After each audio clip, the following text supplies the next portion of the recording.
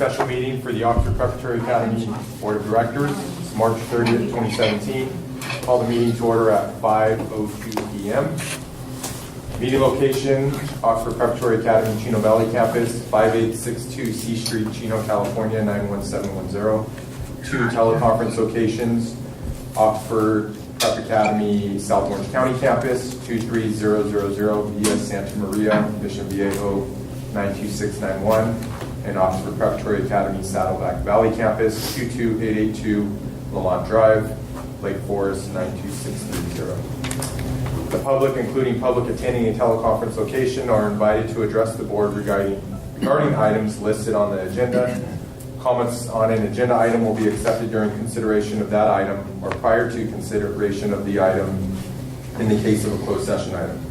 Please turn in the comment cards to the board secretary prior to the item you wish to speak on.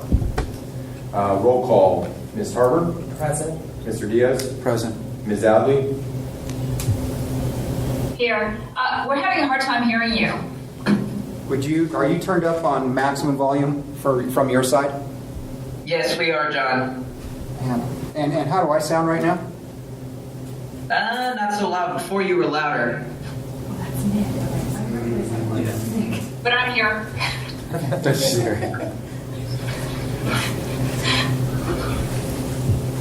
hate this loud. Okay, try it now. Test. How's that? It's better. Yes, thank you. Ms. Garner? Present. Approval of agenda for special board meeting for March 30th, 2017. It is recommended the board of directors approve the agenda for the special board meeting for March 30th, 2017. Do I have a motion? A motion. Second? I'll second. Roll call. Ms. Tarver? Aye. Mr. Diaz? Aye. Ms. Adley? Bye. Ms. Garner? Aye. And Mr. Dusty, aye. Public announcement of reason for closed session. There are three matters. First, conference with legal counsel, anticipated litigation, initiation of litigation pursuant to Government Code Section 54956.9, subsection D, subsection 4. Conference with legal counsel, anticipated litigation, significant exposure to litigation pursuant to Government Code Section 54956.9, subsection D, subsection 2. And last, conference with legal counsel, existing litigation, Oxford Preparatory Academy v. Enlightened Learning Solutions et al. Public comments on closed session items. Remarks for closed session items shall be limited to no more than 3 minutes. Please turn your comment card into the board secretary prior to this agenda item. Are there any comment cards? No. At this time, we'll be going into closed session at 5:05 p.m. We are back in open session at 7:17 p.m. There is nothing to report of any action taken in closed session. Items scheduled for action.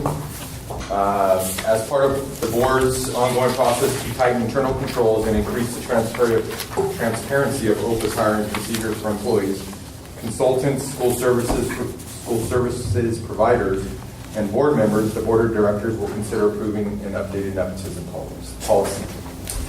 Is there any discussion on the updated policy or questions? I'm sorry, are we on item 1? Item 1, Yes. Okay. the nepotism policy. Okay. One of my concerns, I think that this is a better policy than the last one that we approved. However, I do have a question. The CDE in their staff report did bring up the nepotism policy, and they weren't happy with the provision that was in there, and I completely agree. However, they did vet the entire nepotism policy. This one hasn't been vetted at all. Do we have a concern with that? Because in other words, we're not just removing what their concern was, we actually have a whole new policy here.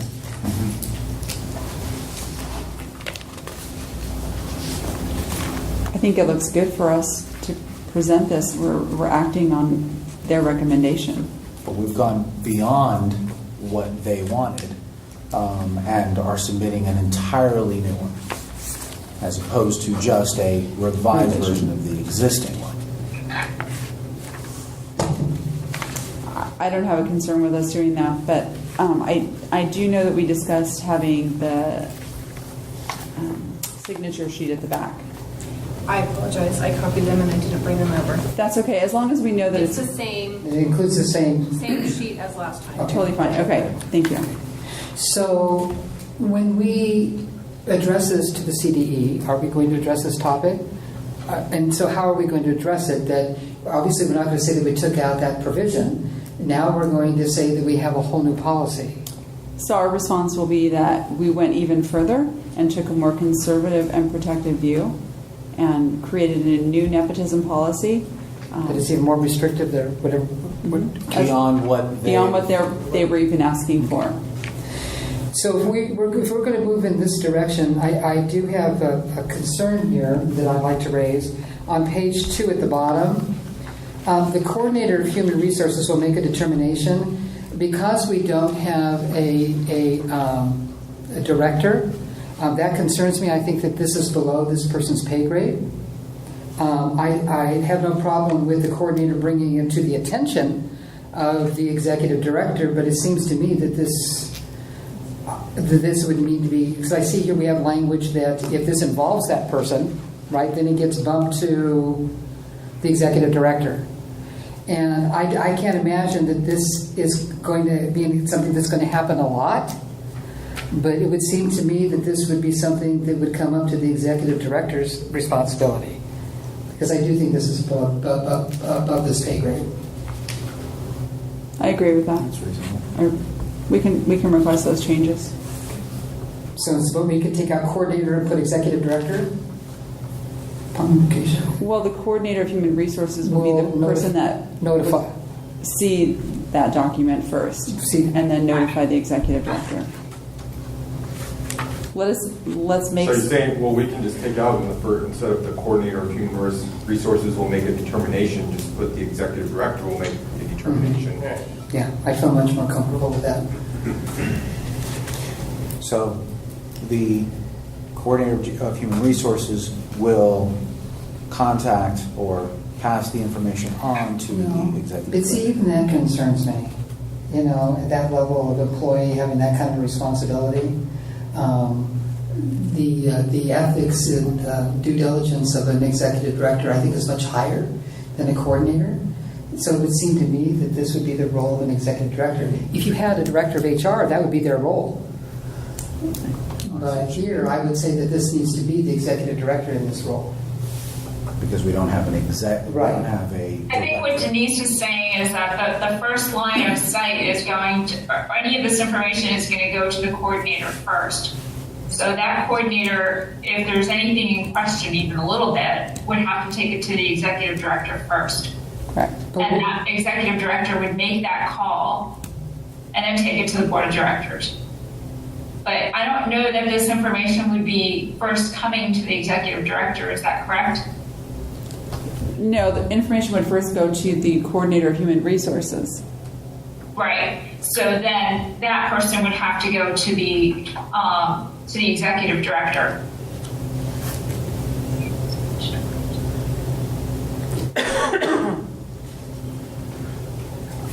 So it comes to the attention of the coordinator of human resources that there may be a conflict that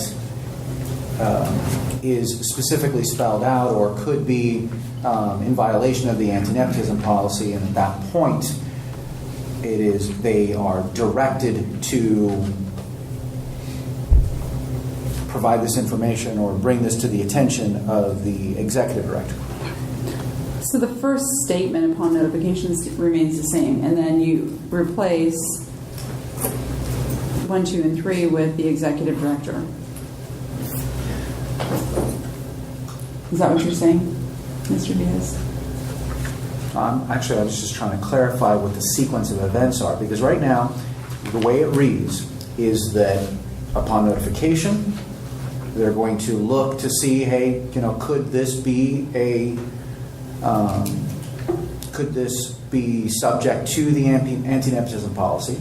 And then at that point, report the relationship to the board of directors, but really should it be to the executive director? Because this seems to imply that the coordinator of human services is going to report directly to the board of directors. Exactly. It's a chain of command, Yeah. right? They report into the executive director. They need to report that to their boss. So that's really, that has more, I think that, How would this coordinator of human services be aware of nepotism because of the sheet that has to be filled out that's supposed to be part of this? And this coordinator, I would think that even beyond that sheet of paper, if there was suspicion that that wasn't filled out correctly, but a coordinator of human services, correct me if I'm wrong, doesn't have the knowledge that an executive director has regarding your employees at all of the campuses. So there could definitely be something that's missed at this level, am I right? Oh, possibly, yes. Yeah. So I guess that's the safeguard that I'm looking for here. Well, does anyone review those sheets that they have to fill out? but then you're saying she would have to, or the executive director, according to the policy, would have to review everything, and that doesn't make sense. Yeah. So how do we catch that? How do we, I mean, let's say that somebody fills out the sheet that should be with this, and they say, no, I'm not related to anybody on staff, or anybody that's going to supervise me, whatever that document says. Does the executive, so who looks at it beyond that? So if you have this staff member who makes that determination, it's over. Am I right? Because we don't have anything written in here. No, the staff member says, hey, there isn't. And the coordinator looks at that and doesn't see a problem. That is this, okay. Because at that point, the coordinator is going to, obviously, he or she knows to some degree the staff,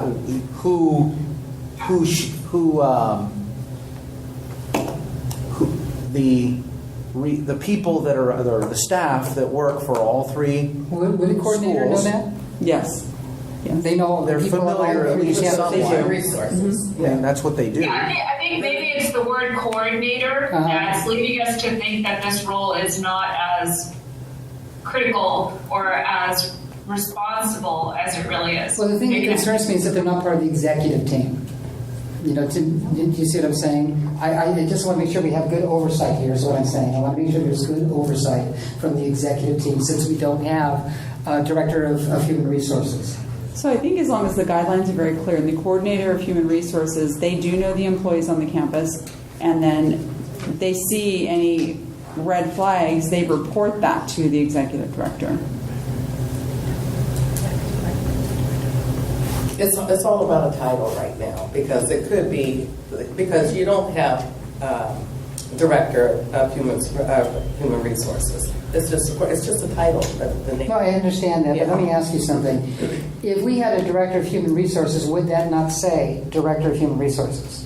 Or would you still But you're say just it would using be the at the name staff as level? coordinator. No, we're missing something. Just real quick, the previous nepotism policy did say Director of Human Resources. The one that hasn't been approved had Director of Human Resources. The change in this one is. Right, and I would think that would be the case, because I would think you'd want somebody at the executive team level to have this responsibility. But lacking someone on the executive team, we're now kicking it down to the coordinator of human resources. Is that accurate? Do we have a director of? Or do we have a coordinator of? Will we have a director? We have a coordinator of human resources. Will we ever have a director of, well, I can't say We ever, don't know. but in our current structure, that is HR, is the coordinator of HR. Okay, so under our structure, even though things may be vacant at the present time, we don't have anybody on the executive team responsible for human resources. So in the past, it was your managing director. Huh? They oversaw that area. So, with that in mind, should it read managing director? Yeah, historically, It wouldn't be your executive director overseeing every Right, single right. hire, but your managing director, that would be reasonable for them to oversee. Right, I want someone from the executive team to have oversight of this. So, changing this, responsibilities of managing director, and everywhere that it says coordinator of human services, to say managing director, would that be appropriate? What do you think, Denise? I think that's appropriate. Okay. Then that satisfies me. So we'll go ahead and get the changes made on this one. can we approve it, approved with all references to coordinator of human Well, don't do all resources? references because it's throughout the whole. Okay. The response, Just changing under the the responsibility. Under the responsibilities only. Okay. And then the managing director would still, work with the executive director wherever that says that that's appropriate. Okay, I'm good with that. And it does say that the duty to disclose Exactly. is in there up above 2 paragraphs. So thank you.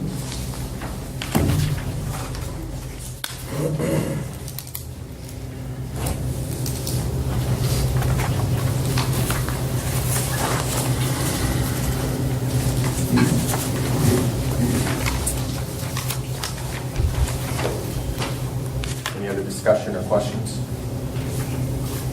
No. So I need a motion to approve the updated nepotism policy with the caveat that we will reach under responsibilities of coordinator of human resources. It will be responsibilities of managing director. Correct. Do I have a motion? I so move. A second? I'll second. Roll call, Ms. Harper. Aye. Mr. Diaz. Aye. Ms. Adley. Aye. Ms. Garner. Aye. Mr. Vesti, aye. All right, next up. In preparation for Oxford Preparatory Academy Chino Valley appeal before the California State Board of Education, Oxford Prep will request consulting services to verify the school's current financial status as well as its financial forecast. It's recommended to approve the contract with Gilbert Associates Incorporated for consulting services of Oxford Preparatory Academy finances. Any questions or discussion? I think it's important to say that this is going to give us one more safeguard in our finances, since they will be coming in and doing a monthly review. And I think that this should give our authorizers, as well as this board, peace of mind that we have this additional safeguard in place. And it's going to be for the next 14 months. So it isn't just a short-term solution. So I like seeing that date range, that they're doing it across a period of time. And then, is there something that we can do, Jennifer, that before this expires, we can bring it back for a possible renewal? I can do a tickler on it. Well, it was only recommended for 1 year. But we can then bring it up as an agenda item that says that, hey, by the way, this is about to expire. Do we want to continue beyond that? No doubt they'll probably remind us themselves, but hey, by the way, your contract's coming up. I also think that this would be something that would be good once this is approved to communicate to our authorizers that we've done this. We have something ready to go in Excellent. hopes. Okay. And they're going to be submitting a written report that we can include. We've been talking about, or it's come up several times in meetings, that we want to be sure that our authorizers are getting even more than what they're asking for, everything that we feel that they should need beyond what they're already asking for. Something like this would probably be something that we can include. Absolutely.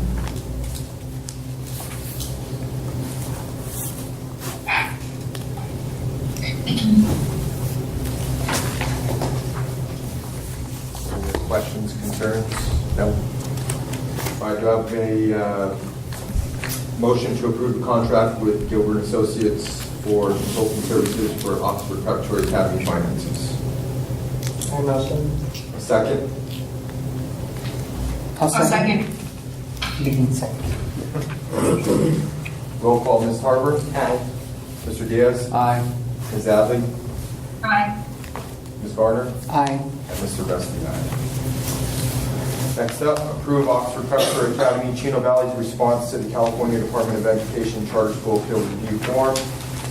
Oxford Preparatory Academy Chino Valley staff have prepared a response to the CDE Charter School Appeal Review in advance of the April 5th, 2017 Advisory Commission on Charter Schools hearing. Comments, questions, concerns? I just had a couple of questions, and one has been answered regarding, by the way, I think this is an excellent document. I don't imagine you have many schools that do this, that go this extra mile and says to the CDE, basically they have a lot of old information, and this gives them an opportunity to see this, and I'm hoping that, and I don't know if you know the answer to this, whether or not they're going to be forwarding it off to the commissioners. We will be forwarding on. We will be. Yes. Now, when we forward it on to their email address? No, we forward it on to, they have a bulk email where we send everything. So- But I also CC Judy Hall on everything. And so how do we know that it actually gets to them? I guess is what my question I is. receive a receipt From CDE? from CDE. But not from the commissioners that says they received it? Correct. Okay. They don't respond. Yeah. So we really don't know if this makes it through. Okay. We're told they've received it, but Or to actually get it to are they telling us, is the CD staff telling us that the commissioners are in fact in receipt of this? The CDE sends me back the receipt acknowledging receipt. That they received it? But they don't acknowledge receipt from the commission. And they don't communicate to you whether or not they passed it on? They Got don't. it. Now, did we ever receive any communication that the beautiful packages that you sent up there, that the commissioners received that? Just the same acknowledgement. So we don't know if they've got the whole balanced picture. Correct. Okay. So they may have questions for us when we're up there. Right. And then we can refer to everything that we've sent them, but we can also answer their questions then. Okay. So the question that I did ask was, I know that in the CDE staff report, they did ask who the specific signatures are, and we didn't actually name them here, so how are we going to deal with that on the 5th? We're going to bring up the actual signature list. Okay, so that they will see them. Correct.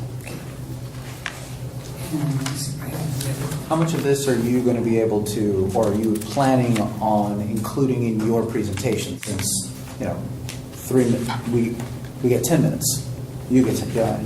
Staff gets 10 minutes. Correct.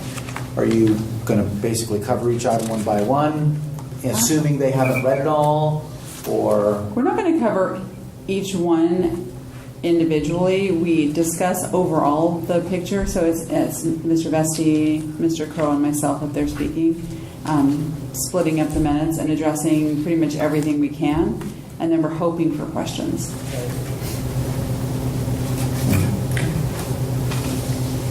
I think this is a solid document. It's an excellent document.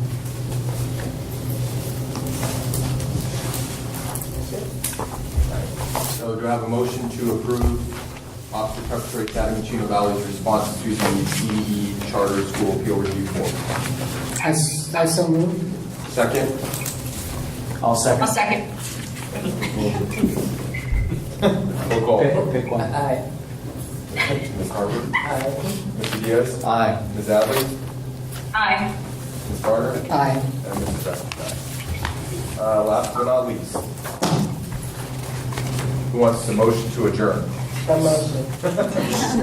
I got the long drive. Do I have a second? Second. Roll call, Ms. Harvard? Aye. Mr. Diaz? Aye. Ms. Adley? Aye. Ms. Carter? Aye. And Mrs. Vesti, aye. Meeting's adjourned at 7:37 PM.